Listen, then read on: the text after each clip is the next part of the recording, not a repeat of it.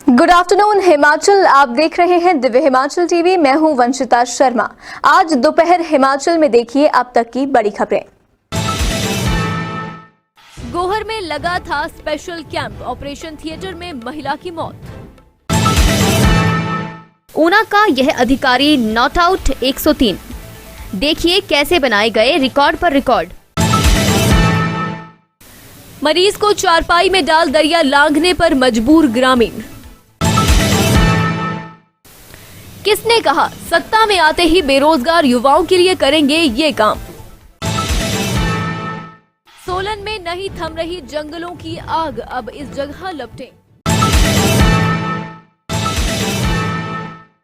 Civil अस्पताल गोहर में operation के दौरान एक 37 वर्षीय महिला की मौत हो गई। जानकारी के अनुसार दिल्ली की एक निजी संस्था सरकार के सहयोग से पिछले एक सप्ताह से गोहर अस्पताल में लोगों के विभिन्न प्रकार के टेस्ट ले रही है। इस कैंप के दौरान कई लोगों के विभिन्न प्रकार की बीमारी के चलते ऑपरेशन भी किए जा रहे हैं। इसी कड़ी में शनिवार को गोहर के नांडी गांव की 37 वर्षीय महिला को ऑपरेशन थिएटर ले जाया गया, जहां उसकी मौत हो गई है।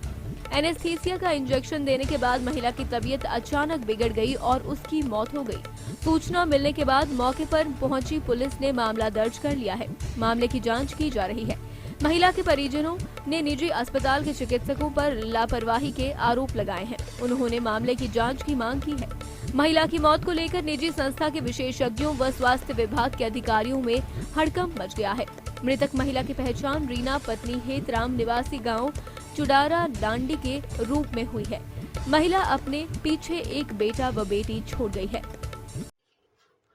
सर, दिव्य हिमाचल टीवी में आपका स्वागत है। आज जो इस महिला की जो सिविल अस्पताल गोहर में जो ड्यूरिंग ऑपरेशन जो मौत हुई है, इसकी मौत होने के क्या कारण है और आप इस पे क्या कहना चाहते हैं?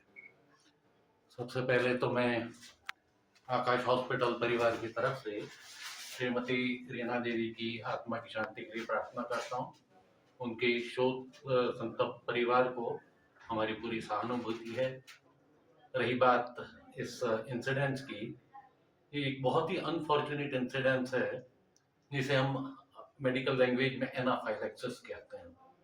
श्रीमती रीना देवी हमारे यहाँ अपना हिस्टेरेक्टोमी यानी बच्चेदानी का ऑपरेशन कराने के लिए आई थी। उनकी सब जांचें वगैरह की जा चुकी थी। ऑपरेशन से पहले भी 37 साल की लेडी थी, काफ़ी हेल्दी थी। ऑपरेशन से पहले जो जो दवाइयाँ इनको ऑपरेशन के दौरान दी जाती हैं उन सब का टेस्ट भी किया गया था। वहाँ से जब सब कुछ क्लियर हो गया, वो ऑपरेशन टेबल पे आई और जैसे ही हमारे एनेस्थेटिस्ट डॉक्टर तिवारी ने उनको शून्य करने की दवा ज़ाइलोकेन होती है, वो उनकी वर्टिब्रल कॉलम स्पाइनल कॉर्ड में लगाई। उसको लगाने के 2-3 मिनट बाद ही उनको कुछ दौरे पड़ने शुरू हुए जो बढ़ते गए। हमने, जैसे कि मैंने पहले बताया, ये एक ऐसी कंडीशन होती है बहुत सीवियर ड्रग रिएक्शन जिसको एनाफाइलैक्सिस कहते हैं। उसको हमने अपनी तरफ से कंट्रोल करने की कोशिश की। हमको ये भी पता था कि लॉन्ग टर्म में तो इसको रेफर करना ही पड़ेगा। हमने अपनी तरफ से अपनी ALS एम्बुलेंस भी तैयार कर ली, डॉक्टर भी तैयार कर लिया।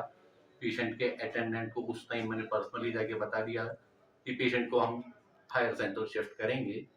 लेकिन जब तक ऐसा करते, उसी दौरान मरीज को एक कार्डियक अरेस्ट, हार्ट की थोड़ी प्रॉब्लम हुई। उस कंडीशन में हम पेशेंट को शिफ्ट भी नहीं कर सकते थे। कार्डियक अरेस्ट होने के बाद जो भी एक प्रॉपर मेडिकल प्रोटोकॉल होता है उसके अकॉर्डिंग हमने उनको सारी मेडिसिन दी। हमारे सब प्रयत्नों के बावजूद भी हम पेशेंट को नहीं बचा पाए। ये आपकी जो मेडिकल की जो संस्था है आकाश अस्पताल के नाम से, ये प्योरली प्राइवेट सेक्टर है? हाँ, ये प्राइवेट सेक्टर है। आपका जो सरकार के साथ एग्रीमेंट हुआ है, तो इस पे ऑपरेशन कैटेगरी वाइज कोई इसकी कोई फीस जो है वो चार्जेस फिक्स हुए हैं? हमारा जो ऑपरेशन है, पिछले हम 6-7 साल से हिमाचल सरकार के नेशनल हेल्थ मिशन के साथ हम कर रहे हैं। और नेशनल हेल्थ हमने पहले भी इस लोकेशन में भी, यहाँ गौहर में भी 2 कैंप पहले भी कर चुके हैं। गौहर के अलावा हिमाचल के जितनी डिस्ट्रिक्ट हैं उन सब डिस्ट्रिक्ट में हर साल 2-3 कुल मिला के साल के 30 से लेके कितने केसेज आपके पास ऐसे हो चुके हैं जैसी अप्रिय घटना? समाज सेवा के अनेकों तरीके हैं, लेकिन रक्तदान जैसा कोई तरीका नहीं है। जिला के एक उच्च अधिकारी इस तथ्य को साबित भी करते हैं। वहीं युवाओं के लिए रोल मॉडल बन रहे यह अधिकारी प्रेरणा का एक अच्छा स्रोत भी बनकर आए हैं। हम बात कर रहे हैं जिला के डाइट संस्थान के प्रधानाचार्य देवेंद्र सिंह चौहान की, जो अभी तक 103 बार रक्तदान करते हुए एक बड़ा कीर्तिमान स्थापित कर चुके हैं।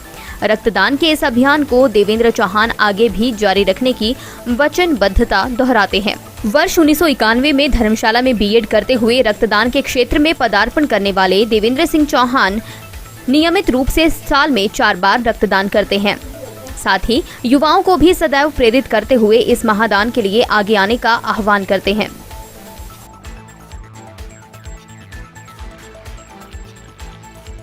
मैं जब बीएड करता था धर्मशाला में तो 1991 में एक मैसेज आता है क्लास में, हम क्लास लगी थी और मैसेज आता है कि किसी को रक्त की आवश्यकता है। तब तक मुझे जानकारी नहीं थी मेरा ब्लड ग्रुप क्या है और रक्त कितना देना पड़ता है। मैंने वॉलंटियरली हाथ खड़ा किया और हम जोनल हॉस्पिटल धर्मशाला पहुंचे। मेरे साथ मेरे 2 क्लास फेलोज थे और जब रक्त दिया तो मुझे लगा कि इसमें कोई बहुत बड़ी कोई ऐसी कोई पेनफुल एक्टिविटी नहीं है और देख के बहुत अच्छा अनुभव हो रहा था कि किसी के जीवन को बचाने में शायद मेरा रक्त कहीं काम आ जाए। उसके बाद ये लगातार चलता रहा। मैं प्रति 3 माह के बाद मैं ब्लड डोनेट करता रहा हूँ। बीच में कुछ एक कार्यकाल ऐसा रहा जब मैं लाहौल स्पीति में कार्यरत था, तब मैं इसको कंटिन्यू नहीं कर पाया। अदरवाइज मैं 3 माह के बाद रक्त देता रहा हूँ। और जो कैंप में या इस प्रकार से देना जहाँ मैं नहीं जानता हूँ कि किसको मेरा रक्त जाएगा, उससे मेरे को और ज़्यादा संतुष्टि मिलती है। कई बार मन में अहंकार आ सकता है या उससे बचने के लिए मैं ये कोशिश करता हूँ कि बहुत अति आवश्यक ना हो तो मैं कैंप में या किसी बिना जान पहचान के ब्लड जो है वो डोनेट करूँ ताकि किसी के काम आए, मुझे उसके बारे में जानकारी ना हो। रक्तदान को लेकर एक युवाओं में कहीं ना कहीं डर रहता है, उन लोगों को क्या संदेश जो है वो आपका रहेगा ताकि वो भी बढ़ चढ़कर जो है इस तरह की एक्टिविटीज में पार्टिसिपेट? ऐसा है कि रक्त देना जो है बहुत संक्षिप्त सी प्रक्रिया है और 300 ml रक्त ही एक बार में शरीर से निकाला जाता है। हर 3 महीने के बाद हमारे आरबीसी जो वैसे भी डेड हो जाते हैं, मर जाते हैं, नए आरबीसी बनने होते हैं। तो उसमें अगर हम इस बात को कॉन्सेप्ट को समझ लें, कहीं कोई फर्क नहीं पड़ता। इवन अगर कोई थोड़ा ब्लड प्रेशर ज्यादा रहता है किसी को, तो उसमें भी जो है वो उसको हल्का महसूस होता है, ब्लड प्रेशर भी उसका नॉर्मल आ जाता है। बहुत सारी बीमारियों से रक्त देने से हम बचे रहते हैं। तो अगर इस प्रकार से हम युवाओं को अगर इस चीज़ को सिखाएंगे तो बता पाएंगे, तो मेरे को लगता है कि उनके अंदर का जो मिथ है वो टूटेगा कि रक्त देने से कोई कमजोरी आती है, कुछ किस इस तरह की बात होती है। सबसे पहले तो हम इनको कॉन्ग्रेचुलेट करना चाह रहे हैं एंड ये एक युवाओं के लिए बहुत अच्छा एग्जाम्पल है। खुद भी एक इतने अच्छे पोजीशन में हैं, जबकि इन्होंने अपनी जर्नी शुरू किया था when he was young and when he was almost a student, वहाँ से शुरू किया है। And today he is topping one of the department, he is heading the department and फिर भी उसी एनर्जी एंड एंथुजियाज्म से ये ब्लड डोनेशन कर रहे हैं। तो जितने भी युवा उनके साथ जुड़े हुए हैं उनके लिए एक बहुत स्ट्रॉन्ग एंड अच्छा संदेश है। हमारे डिपार्टमेंट के लिए तो इनका इम्पोर्टेंस है ही है, बिकॉज ये हमारे लिए एक सॉर्ट ऑफ पीयर एग्जाम्पल हो गए हैं। इनको देख के बड़े लोग प्रभावित हुए हैं। इनके इलाके में एंड उन्नाव डिस्ट्रिक्ट में भी बड़े लोग इनकी सुन के कि इन्होंने इतनी बार ब्लड डोनेट किया है वो भी आगे आ रहे हैं। जैसे यहाँ के डॉक्टर्स कहते हैं कि यहाँ एक मुहिम बन गया है जहाँ हर कोई ब्लड कैंप्स करना चाह रहा है। So special thanks and congratulations. अगर बात की जाए जो आज की युवा पीढ़ी है उनको जागरूक करने के लिए विभाग द्वारा क्या कुछ कदम उठाए जा रहे हैं? जब हम जगह जगह कैंप्स करते हैं, हम लोगों को आईसी मैसेजेस भी देते हैं, उनको बताते हैं कि इसमें कि इसका कोई नुकसान नहीं है एंड इसको देने से कैसे लोगों को फ़ायदा हो सकता है। तो ये सब मैसेजेस जब हम फैलाते हैं समाज में एंड हमारे जितने भी कैंप्स होते हैं हम उसमें एक भाग अपना ब्लड डोनेशन का जरूर रखते हैं ताकि लोगों में ये जागरूकता पैदा हो।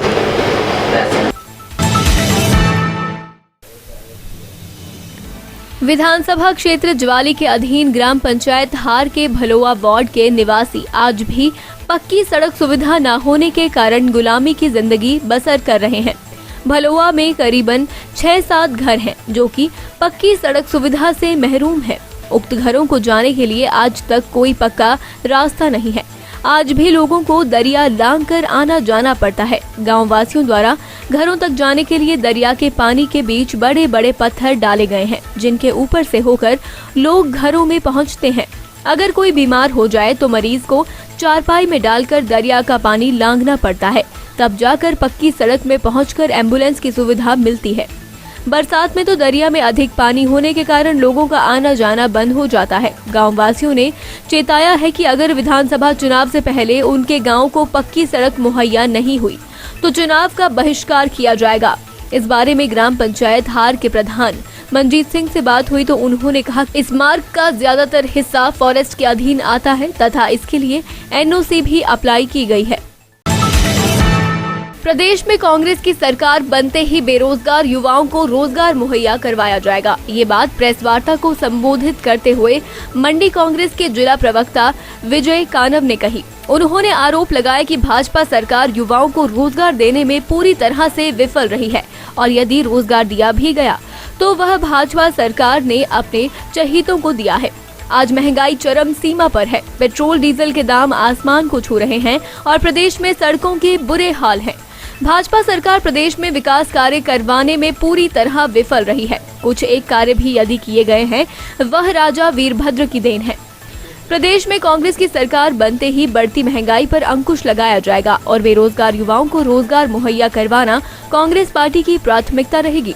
उन्होंने हाल ही में मंडी लोकसभा सांसद प्रतिभा सिंह को कांग्रेस पार्टी का प्रदेश अध्यक्ष बनाने पर हाईकमान का आभार व्यक्त किया है। उन्होंने कहा कि प्रतिभा सिंह को प्रदेश अध्यक्ष बनाने से कांग्रेस पार्टी को मजबूती मिली है और कांग्रेस के सभी कार्यकर्ता एकजुट होकर आने वाले चुनावों में भाजपा को खदेड़कर कांग्रेस का परचम प्रदेश में लहराएंगे। जिला सोलन में कई जंगल आग की भेंट चढ़ चुके हैं। इसके चलते लाखों की वन संपदा राख हो चुकी है। शुक्रवार को मोहन पार्क के साथ लगते जंगल में आग लग गई। ये घटना सुबह की है। स्थानीय लोगों ने इसकी सूचना वन और अग्निशमन विभाग को दी। टीम ने मौके पर पहुंचकर 2 घंटे में आग पर काबू पाया। गनीमत रही कि आग रिहायशी क्षेत्र में नहीं पहुंची। फॉरेस्ट गार्ड कुलदीप कुमार ने बताया कि वन्य कर्मचारियों की टीमें जंगलों में आग बुझाने का कार्य कर रही हैं। आग से वन संपदा को काफी नुकसान हो रहा है। लोगों से अपील की गई है कि अगर निजी जमीन पर भी आग लगाते हैं तो पहले विभाग को सूचित करें। नमस्कार जी, मैं अग्रसर परशामा कुलदीप कुमार, दमकल केंद्र सोलन। सर, हमें ये आग की सूचना जो है 9:50 पर सुबह अनिल जोशी ने की है कि मोहन पार्क के पास जो है जंगल में आग लगी है। तो हमारा जो है तुरंत 9:51 पर जो है भान जो है मोहन पार्क के लिए अपने क्रू सहित जो है रवाना हुआ है और हम सुबह से जो है इस आग को बुझाने में लगे हैं और साथ में जो है कुछ स्थानीय लोगों की भी सहायता मिल रही है। तो इस तरह से जो है आग बुझाने का कार्य जो है किया जा रहा है। आपकी इसके घटना से कोई जानी नुकसान तो नहीं हुआ? जानी नुकसान सर कोई नहीं है और यह आग जो है जंगल में लगी है। मकानों के नज़दीक जैसी आ रही है तो हम मकानों को बचाने का जो है प्रयास कर रहे हैं। कुलदीप जी, और आग लगने की घटनाएं आपको कहां से सूचना प्राप्त हो रही है? इसमें तो सर आग की सूचनाएं हमारे को जो है चारों तरफ से आ रही है। रात को हमारे वाहन जो है शिल्ली जौनाजी रोड में जो है शिल्ली और आगे पनगोई और क्या नाम बड़ोग और धर्मपुर, चारों तरफ जो है सर आजकल जो है आगे जो है जंगल में जंगलों में आग भड़कने के आपके इसके पीछे आप प्रमुख कारण क्या मानते हैं? सर हम लोग तो लोगों की लापरवाही मानते हैं क्योंकि आग ऐसे इतना जल्दी अपने आप तो नहीं लगती है। कई बार शरारती तत्व भी होते हैं या बीड़ी सिगरेट के टुकड़ों से भी जो है आग लग जाती है, इसलिए जो है जंगलों में जो आग लग जाती है। इसमें सर जहाँ मकानों की तरफ बढ़ रही थी आग, तकरीबन यहाँ तो चारों तरफ से जो है मकानों की तरफ से जो है काबू कर लिया है और आग शायद जो दूसरी तरफ कहीं नाले की तरफ जा रही है और यहाँ भी हम देख लेंगे। उसके बाद ही जो हम अपने क्या नाम कार्यों को जो है पूरा कर जो है कंट्रोल करके ही जो है वापस के अंदर हो जाएंगे। धन्यवाद। आज दोपहर हिमाचल में आज के लिए बस इतना ही। देखते रहिए दिव्य हिमाचल टीवी।